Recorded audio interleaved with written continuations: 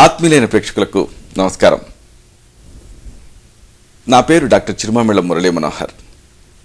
ఆయుర్వేద సంహిత ఈ కార్యక్రమానికి మీకందరికీ స్వాగతం.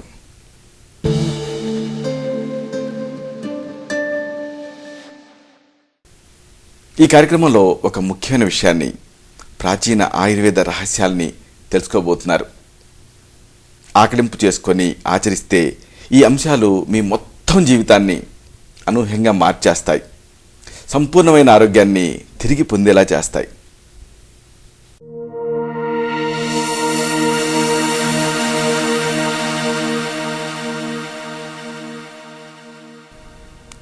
డిజీనెస్, తల తిరగటం, కళ్ళు తిరగటం, ఈ సమస్య గురించి సమగ్రంగా తెలుసుకుందాం.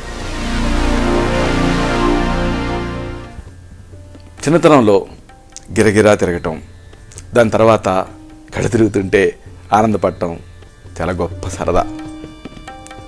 అయితే మంచం మీద నుంచి లేచి లేవడంతోనే గది మొత్తం గిరగిరా తిరగటం సరదా కాదు, ఆందోళన కలిగించే అంశం.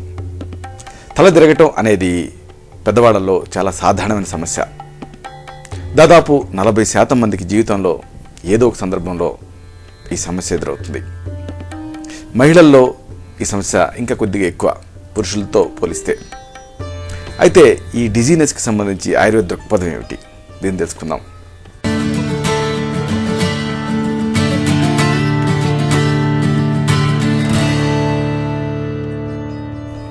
డిజీనెస్ని ఆయుర్వేదంలో భ్రమ అంటాం.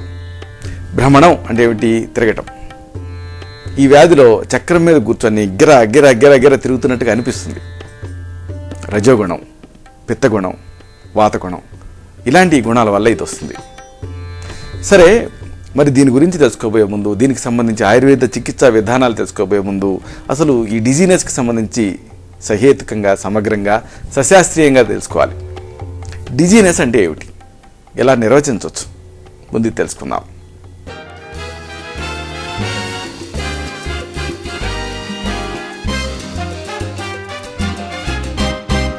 స్పృహ తప్పబోతున్నట్లుగా అనిపించటం, శరీరం తేలిపోతున్నట్టుగా అనిపించటం అంటే లైట్ హెడెడ్నెస్, అలాగే అస్థిమితం అంటే అన్స్టడీనెస్, ఇలాంటివి ఇబ్బంది పెడుతున్నప్పుడు దానిని వైద్య పరిభాషలో డిజీనెస్ అంటాం.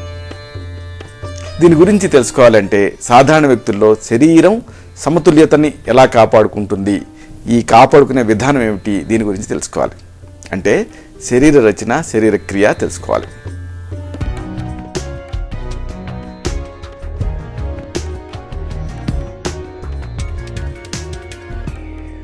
కళ్ళు నాడీ వ్యవస్థ, చెవి అంతర్భాగం అంటే ఇన్నర్ ఇయర్, ఇవి గ్రహించినటువంటి సమాచారాన్ని మెదడు సమన్వయపరుచుకుంటుంది.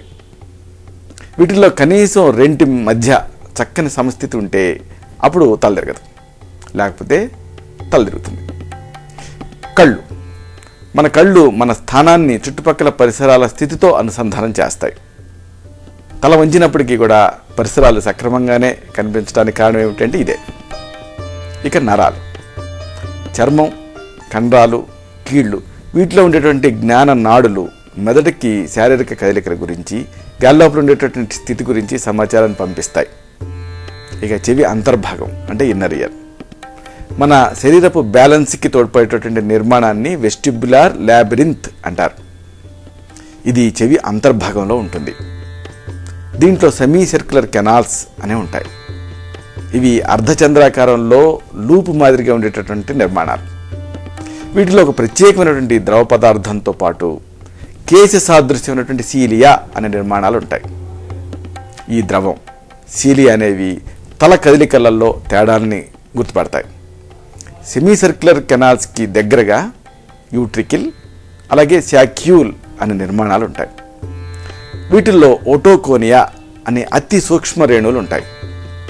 ఈ సూక్ష్మ రేణువులు గురుత్వాకర్షణతని, అలాగే గర్భినాభిని, శరీరంలో ముందుకి వెనక్కి చోటు చేసుకున్నటువంటి కదలిక లాంటి వాటిని పసిగడతాయి. అయితే మరి తల ఎందుకు తిరుగుతుంది అంటే ఈ అసమతుల్యత, ఇంబ్యాలెన్స్కి కారణం ఏమిటి, ఇది తెలుసుకోవాలి.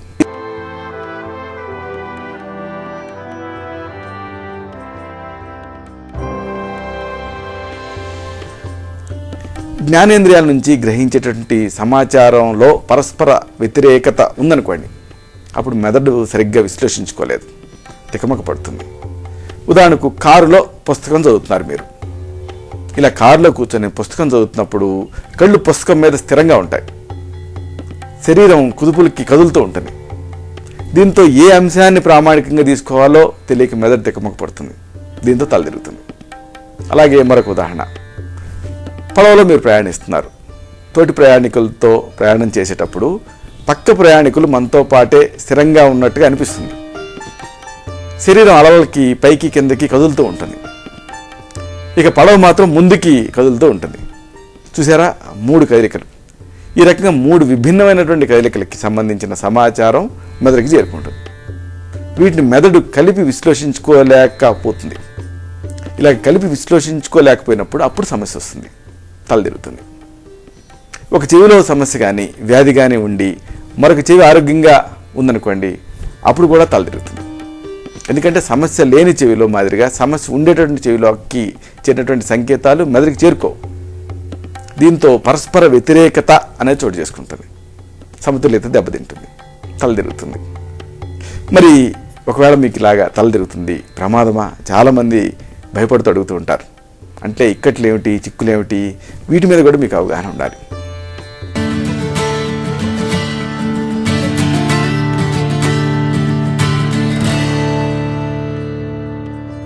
తల తిరగటం చాలా సాధారణంగా కనిపించేటువంటి సమస్య. వయసు పైబడటం వల్ల వచ్చేటటువంటి అనేక ఇక్కటి కారణంగా ఈ స్థితి అనేది వస్తుంది. దీనివల్ల అసౌకర్యం, ఆందోళన ఉంటాయి తప్పితే ప్రాణ ప్రమాదం అనేది ఉండదు, చాలా తక్కువ. కాకపోతే ప్రమాదవశాత్తు కింద పడటం, తలకి దెబ్బ తగలటం, అప్పుడు ప్రాణ ప్రమాదం జరగటం, ఇలాంటి రిస్కులు ఉంటాయి. సరే, మరి ఈ డిజీనెస్ ఉన్నప్పుడు అనుబంధ లక్షణాలు ఎలా ఉంటాయి, వీటిని తెలుసుకోవాలి.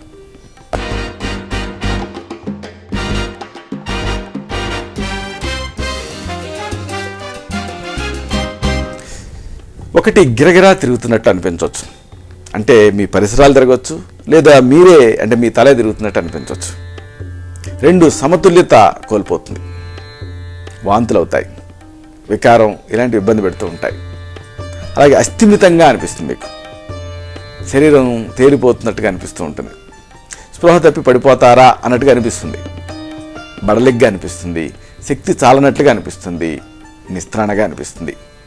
మనసుని లగ్నం చేయలేరు. తలని వేగంగా కదిలించినప్పుడు చూపు మసకబారుతుంది, చెమటబడుతూ ఉంటుంది, కళ్ళు బయర్లు కమ్ముతూ ఉంటాయి, గుండె దడదడా కొట్టుకుంటుంది. ప్రయాణంలో అయితే వాంతులు అవుతాయి, తలనొప్పి, కండాల నొప్పి ఇలాంటి ఇబ్బంది పెడుతుంటాయి. ముఖ్యంగా మెడ, నడుము భాగాలలో నొప్పిగా అనిపిస్తుంది. తార్కికత అంటే కోగ్నిటివ్ పవర్ అనేది, అంటే జ్ఞాపక శక్తి, ఆలోచన శక్తి ఇలాంటివి తగ్గుతాయి. వెలుతురు, అలాగే శబ్దాలు వీటిని తట్టుకోలేరు. ఇవన్నీ డిజీనెస్ వ్యాధిలో కనిపించే ముఖ్యమైన లక్షణాలు, అనుబంధ లక్షణాలు. సరే, ఇప్పుడు అతి ముఖ్యమైన విషయానికి వస్తున్నాం. ఈ డిజీనెస్కి కారణాలు ఏమిటి, ఇది తెలుసుకోవటం చాలా ముఖ్యం.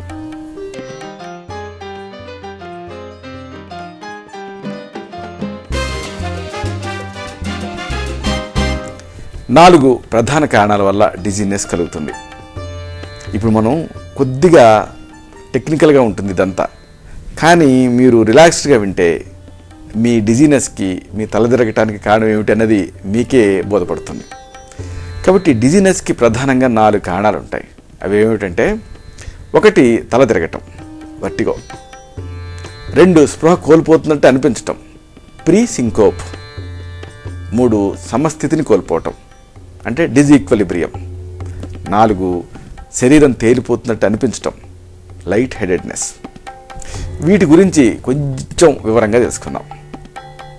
తల తిరగటం, వర్టిగో, ఇది డిజీనెస్కి మొదటి కారణం. దీని గురించి వివరంగా తెలుసుకుందాం. మళ్ళీ ఈ వర్టిగోకి 8 ప్రధానమైనటువంటి కారణాలు ఉంటాయి. ఒకటి ఏంటంటే బినైన్ పారాజిజమల్ పొజిషనల్ వర్టిగో. 2 లోపల చెవిలో శోధ అనేది తయారవటం. 3 Meniere's disease. 4 vestibular migraine. 5 acoustic neuroma. 6 వేగంతో కూడిన కదలికలు. 7 ప్రమాదకరమైనటువంటి కారణాలు. అలాగే 8 మందులు వాతావరణ కాలుష్యాలు. మళ్ళీ ఈ వర్టిగోకి సంబంధించి ఈ 8 గురించి కొద్దిగా వివరంగా తెలుసుకుందాం. ఒకటి బినైన్ పారాజిజమల్ పొజిషనల్ వర్టిగో అనుకున్నాం కదా. తలని కదిల్చినప్పుడు మంచం మీద ఒక పక్క నుంచి మరొక పక్కకి మళ్ళినప్పుడు, ఉదయం మంచం మీద నుంచి లేచి కూర్చున్నప్పుడు ఇలాంటి భంగిమలలో తీవ్రస్థాయిలో తల తిరుగుతుంది. ఈ ప్రక్రియకి దారితీసేటువంటి విధి విధానం తెలుసుకోవడం అవసరం. మనందరి లోపల కూడా లోపలి చెవిలో కాల్షియం కార్బోనేట్ స్ఫటికాలు ఉంటాయి. ఇవి ఊడిపోయి అర్ధచంద్రాకారపు నాళాల లోపల ఉండేటువంటి ద్రవంలో జారిపోయాయి అనుకోండి, అప్పుడు సమస్య మొదలవుతుంది. ఇవి కదిలినప్పుడు చెవి లోపల ఉండేటువంటి గ్రాహకాలు ఉద్దీపనకు లోనవుతాయి, వర్టిగోకి కారణం అవుతాయి. వృద్ధాప్యం అనేది దీనికి ప్రధానమైన కారణం. అలాగే తలకి నేరుగా దెబ్బ తగలటం మరొక కారణం. దీనికి చికిత్సగా ఒక ప్రత్యేకమైన చికిత్సా విధానాన్ని ఆచరించాలి. బాధితుడిని టేబుల్ మీద పడుకోబెట్టి తలని పక్కకి అలాగే వెనక్కి వంచి 1/2 నిమిషం పాటు వేచి ఉంచడం జరుగుతుంది. కళ్ళు వేగంగా కాలటం లాంటి వర్టిగో లక్షణాలు కనిపిస్తే ఆ పక్క చెవిలో సమస్య ఉన్నట్టు అర్థం. ఇప్పుడు ఏం చేయాలంటే తలని ఒక పక్క నుంచి మరొక పక్కకి స్థిరంగా తిప్పాల్సి ఉంటుంది. దీంతో చెవిలో వదులుగా ఉండేటటువంటి రేణువులు స్థిరమైన చోటుకి చేరుకుంటాయి. ఈ రేణువుల్ని శరీరం గ్రహించేస్తుంది. ఈ పద్ధతి ద్వారా ఫలితం 90% వరకు కనిపిస్తుంది. అంటే ఈ వర్టిగో తగ్గుతుంది. ఇక రెండో కారణం లోపల చెవిలో శోధ జనించటం, అక్యూట్ వెస్టిబులార్ న్యూరైటిస్ లేదా ల్యాబ్రింథైటిస్. దీంట్లో హఠాత్తుగా ఉన్నట్లుండి తీవ్రస్థాయిలో తలదిరుగుతుంది. ఇది కొన్ని రోజుల పాటు కొనసాగుతుంది. అనుబంధంగా వికారం, వాంతులు ఇలాంటివి ఉంటాయి. రోజువారీ కార్యకలాపాలకి ఆటంకం కలుగుతుంది కాబట్టి బెడ్ రెస్ట్ తప్పనిసరి అవుతుంది.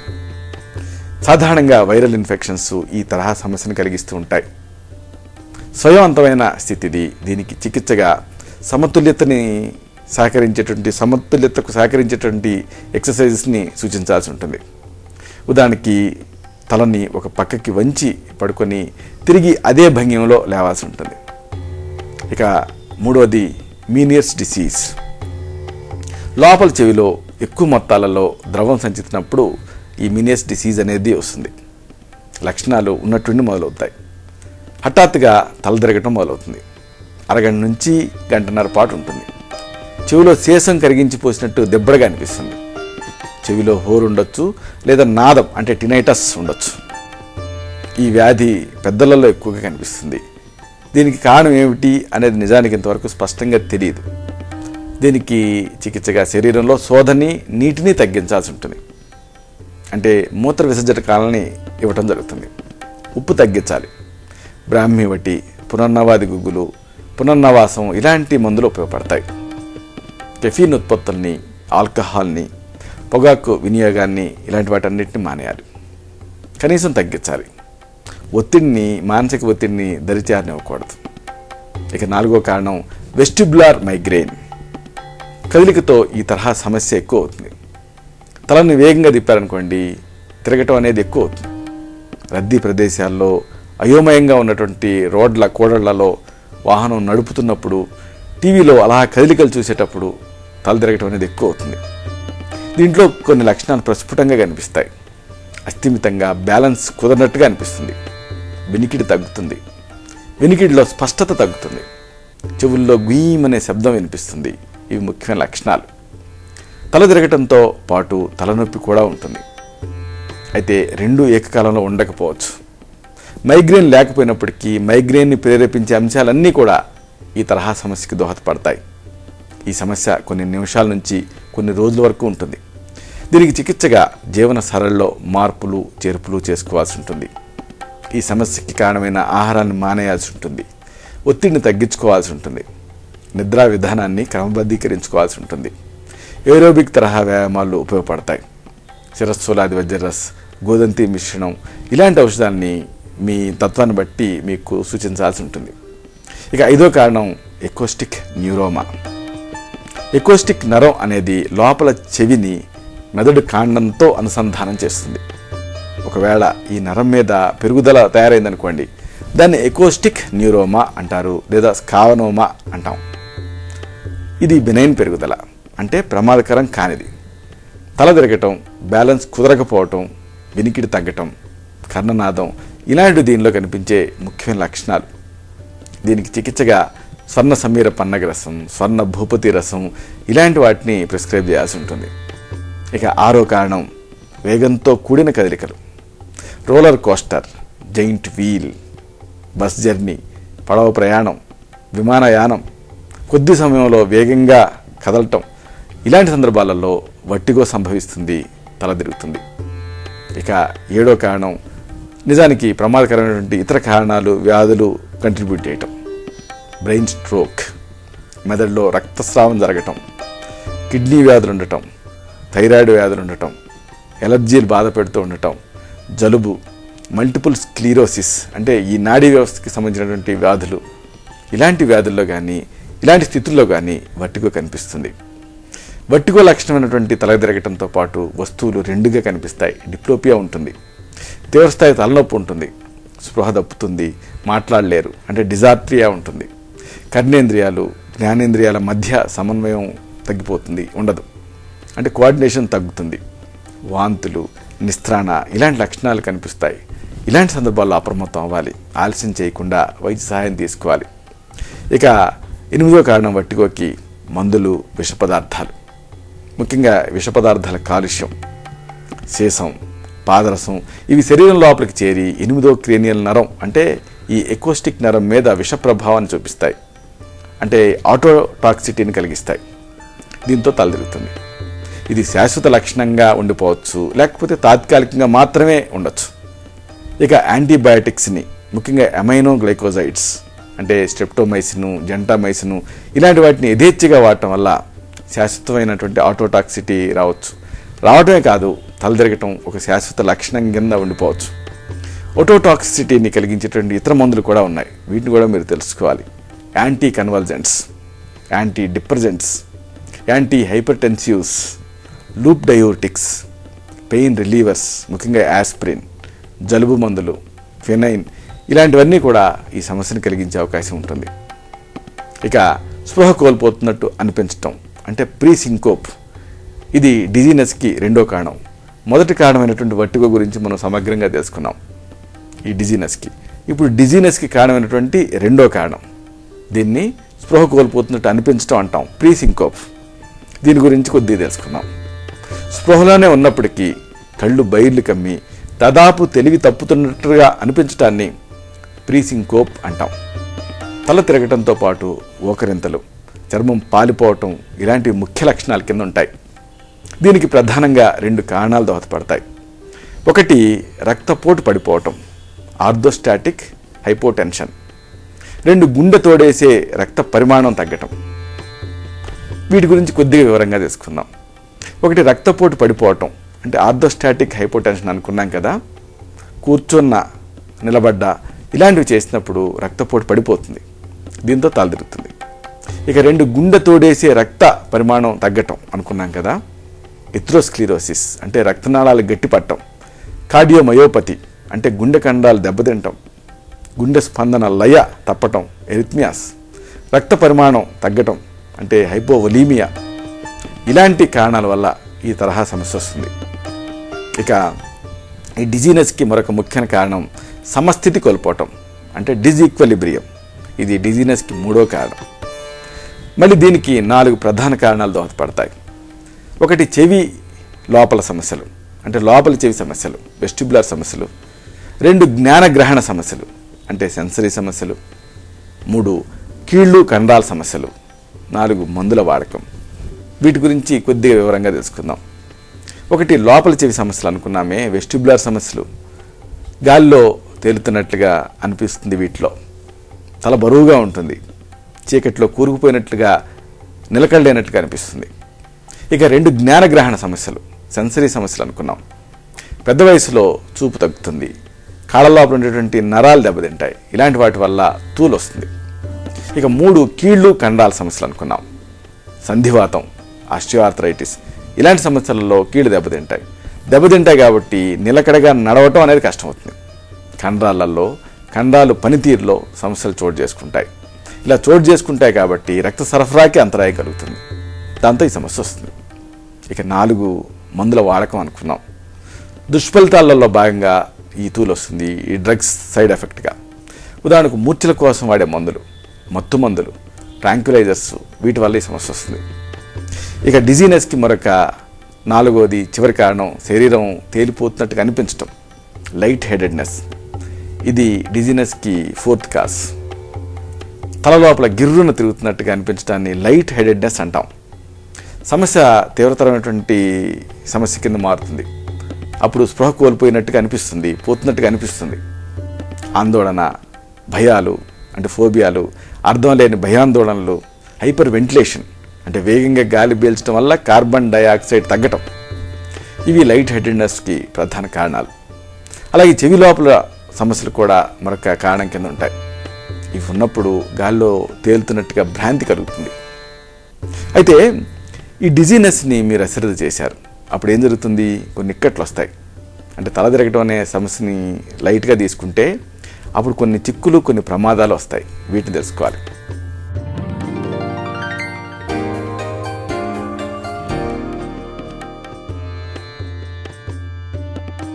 చిరాకు, ఆత్మవిశ్వాసం తగ్గటం, కుంగుబాటు, తలకి దెబ్బ తగిలి ప్రాణ ప్రమాదం జరగటం, ఇలాంటివి దీన్ని అశ్రద్ధ చేస్తే వచ్చేటటువంటి రిస్కులు. సరే, మరి వైద్య సలహా ఎప్పుడు పొందాలి? ఈ సందర్భాన్ని కూడా మీరు తెలుసుకోవాలి.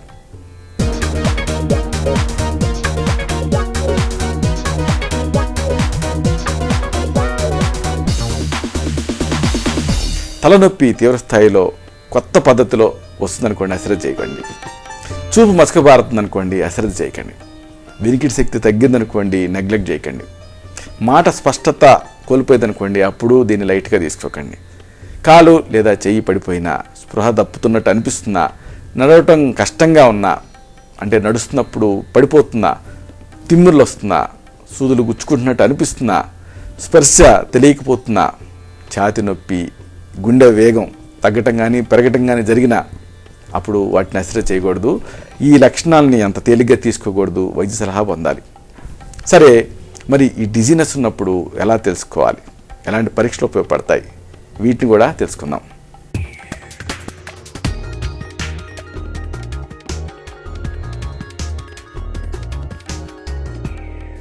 ఈ డిజీనెస్ సమస్య ఉన్నప్పుడు ఇతర వ్యాధుల ఉనికి, ఇతర సమస్యల ప్రభావం, వీటిని తెలుసుకోవడం అవసరం.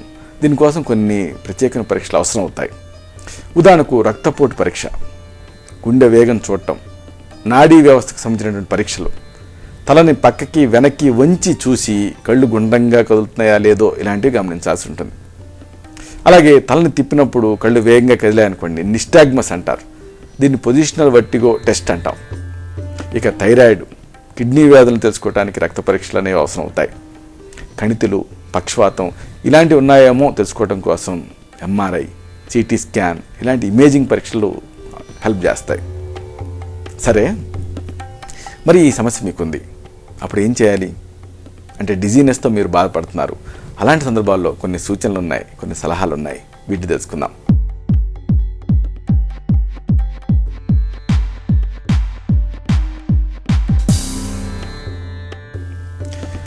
మొదటి సూచన, ద్రవాహారాల్ని, ఘనాహారాల్ని రోజు మొత్తంగా విభజించి తీసుకోండి. తీపి పదార్థాలని, ముఖ్యంగా పంచదార, తేనె ఇలాంటి సింపుల్ షుగర్స్ని, ఉప్పుని తగ్గించండి. అయితే చిక్కుళ్ళు, గింజధాన్యం ఇలాంటి కాంప్లెక్స్ షుగర్స్ని మీరు వాడచ్చు. అలాగే మరొక సూచన, ద్రవాలను బాగా తీసుకోండి. వ్యాయామం చేయబోయే ముందు, వ్యాయామం మధ్యలో నీళ్లు తాగండి. ఉక్కపోత వాతావరణంలో కూడా నీళ్లు బాగా తాగండి. మరొక సూచన, కెఫీన్ ఉండేటటువంటి ఉత్పత్తుల్ని తగ్గించండి. ఎందుకంటే కెఫీన్ మూత్రాన్ని ఎక్కువ చేసి నిర్జలీయతనికి కలిగిస్తుంది, నిర్జలీయతకి కారణం అవుతుంది. అంతేకాకుండా కెఫీన్ నరాన్ని ప్రేరేపించి సమస్యని తీవ్రతరం చేస్తుంది. అలాగే మరొక సూచన, ఆల్కహాల్ అంటే మద్యాన్ని మానేయండి. ఇది లోపల చెవి లోపల ఉండేటటువంటి ద్రవ పరిమాణాన్ని మారుస్తుంది. అలాగే మరొక సూచన, థైరమిన్ అనే అమైనో యాసిడ్ ఉండేటువంటి మైగ్రేన్ ప్రేరకాలను మానేయండి. ఈ అమైనో యాసిడ్ సాధారణంగా వైన్, కోడి కాలేయం, పెరుగు, చాక్లెట్స్, అరటి, నిమ్మజాతి పండ్లు, ఫిగ్స్ అంటే అత్తిపండ్లు, చీజ్, నట్స్ అంటే జీడిపప్పు ఇలాంటి వాటిలో ఎక్కువ మొత్తాల్లో ఉంటుంది. ఇక మరొక ముఖ్యమైన విషయం, తల తిరుగుతున్నట్టు అనిపిస్తే వెంటనే ఏటవాలుగా కూర్చోండి లేదా బల్లపరుపుగా పడుకోండి. అలాగే మరొక ముఖ్యమైన సూచన, ఒంటరిగా వాహనం నడపకండి, భారీ యంత్రాలతో పని చేయకండి, నిచ్చెనెక్కటం ఇలాంటివి మానుకోండి. ఇక మరొక ముఖ్యమైనటువంటి సజెషన్, రాత్రిపూట గదిలో కాంతి ఉండేలా చూసుకోండి. నిద్ర లేచినప్పుడు చీకటి ఉందనుకోండి, అప్పుడు ఈ తలదిరగటం సమస్య వల్ల ప్రమాదాలు వస్తాయి. అవసరమైతే బ్యాలెన్స్ కోసం చేతికర్రను ఉపయోగించండి. అలాగే మరొక ముఖ్యమైనటువంటి సలహా, నేల మీద టెలిఫోన్ వైర్లు లేకుండా చూసుకోండి. మంచం పక్కన కార్డ్లెస్ ఫోన్ ఉంచుకోండి. మంచం పక్కనే స్విచ్ ఉంచుకోండి. తివాచీల్ని వదులుగా ఉంచకండి. అలాగే స్నానాల గది ఫ్లోరింగ్ జారుడుగా ఉండకుండా చూసుకోండి. ఇక మరొక ముఖ్యమైనటువంటి విషయం, మెట్లు ఎక్కేటప్పుడు రైలింగ్ పట్టుకొని ఎక్కండి. అలాగే మరొక విషయం, నిర్జలీయతకి లోను కాకుండా జాగ్రత్తలు తీసుకోండి. అలాగే కదలికలలో వేగాన్ని తగ్గించండి. నిలబడటం, కూర్చోవటం ఇలాంటి వాటిని నెమ్మదిగా చేయండి. తలని నెమ్మదిగా తిప్పండి. అలాగే అతి ముఖ్యమైన మరొక సూచన, ఒత్తిడి, ఆందోళన, ఎలర్జీలు వీటి నుంచి దూరంగా ఉండండి. సిగరెట్లని మానేయండి. ఇవి రక్త సరఫరాను తగ్గిస్తాయి. అలాగే తలకి దెబ్బ తగలకుండా చూసుకోండి. వైద్య సహాయం అందే అంత దగ్గరగా ఉండండి. ఇక అతి ఆసక్తికరమైన విషయానికి వస్తున్నాం. ఈ డిజీనెస్కి ఆయుర్వేద చికిత్సలు ఉన్నాయి, గృహ చికిత్సలు ఉన్నాయి. వీటిని తెలుసుకుందాం.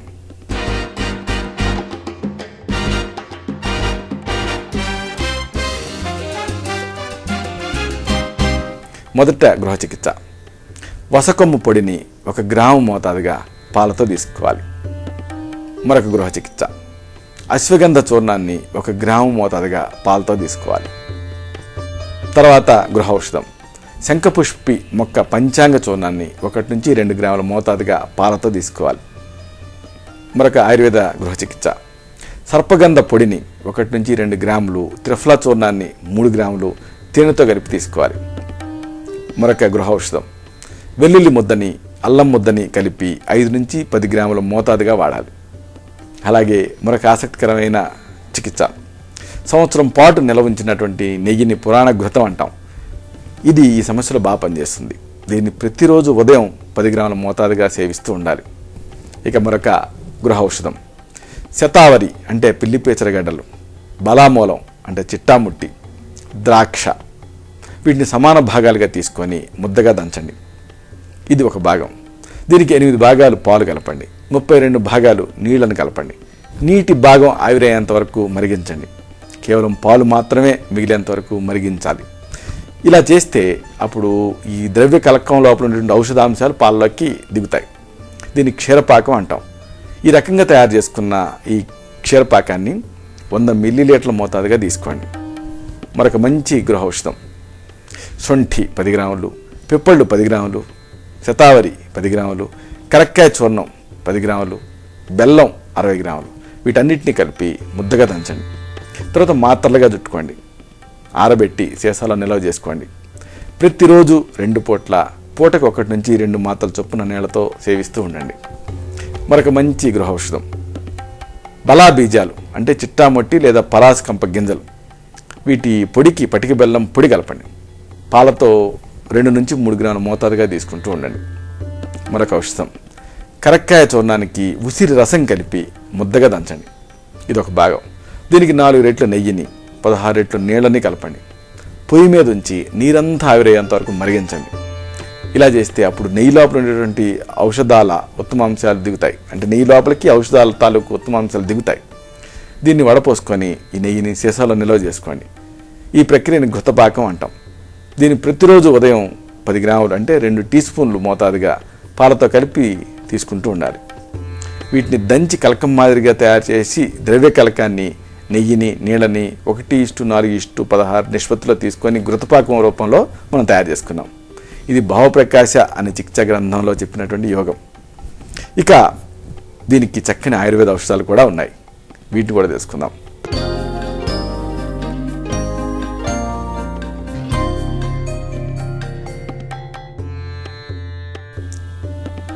ఈ డిజీనెస్ లేదా తలదిరగటం అనే సమస్యకి ఇది నిజానికి చాలా పెద్ద సమస్య. అయితే దీనికి చాలా శక్తివంతమైన ఆయుర్వేద ఔషధాలు ఉన్నాయి. శిలాజిత్ చూర్ణం, అబ్రక భస్మం, స్వర్ణమాక్షిక భస్మం, సోత్సేకర రసం, స్మృతిసాగర్ రసం, ముక్తాపిష్టి, సూర్యావర్తి రసం, సరస్వతారిష్టం ఇవి కొన్ని ముఖ్యమైన ఔషధాలు. అయితే ఇవి పనిచేసే తీరు ఒక్కొక్కడిలో ఒక రకంగా ఉంటుంది. ఎందుకంటే మనందరం ఒకే రకంగా ఉండం. శారీరక మానసిక తత్వాన్ని బట్టి మనలో తేడాలు ఉంటాయి. కాబట్టి ఈ సమస్య మీకున్నప్పుడు ముందు మీ నాడిని చూడాలి, మీ ప్రకృతిని తెలుసుకోవాలి. అలాగే డిజీనెస్ ఏ స్థాయిలో ఉంది, మీ జనరల్ బాడీ స్ట్రెంత్ ఎంత, ఇలాంటివన్నీ చూడాలి. ఇతర వ్యాధుల ప్రభావం ఏమైనా ఉందా అనేది కూడా చూడాలి. ఆ తర్వాత ఈ ఔషధాల్లో మీకు సరిపోయేటువంటి ఔషధాలని తగిన పశ్చాపత్యాలతో, సరైన అనుపాన సహపానాలతో, సరైన మోతాదుని, నిర్ణీతమైన కాల వ్యవధిని నిర్ణయించి సూచించడం జరుగుతుంది. కాబట్టి మీ మొత్తం మెడికల్ రికార్డ్స్తో వచ్చి కలవాల్సి ఉంటుంది. ఇలా ఈ తల తిరగటం, డిజీనెస్ అనే సమస్యని, దానివల్ల వచ్చేటటువంటి ఇక్కట్లని సంపూర్ణంగా, సునాయాసంగా, నిశ్శేషంగా, నిస్సంశయంగా జయించవచ్చు.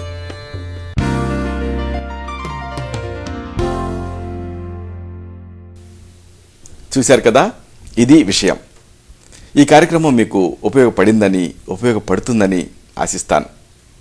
అలాగే ఇందులోని విషయాల మీద మీకు అవగాహన పెరిగిందని భావిస్తాను. దీనిలోని విషయాలు నలుగురికి చేరేలాగా, 10 మందికి ఉపయోగపడేలా మీ వంతు సహాయం మీరు చేయండి.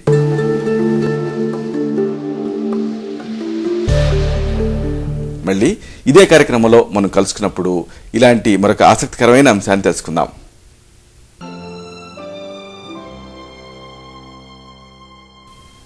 శతం జీవ శరదో వర్ధమానః, శతం హేమంతాన్ శతం వసంతాన్. 100 శరత్తులు, 100 హేమంతాలు, 100 వసంతాలు వర్ధిల్లుతూ జీవించండి.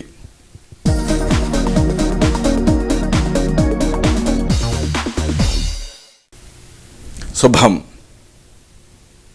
డాక్టర్ చిరుమామిళ్ల మురళీ మనోహర్, ఎండి, ఆయుర్వేదం, Raksha Ayurvedic centre, Sarathi studios road, opposite state home, Ameerpet, Hyderabad 73. Phone 9177445454.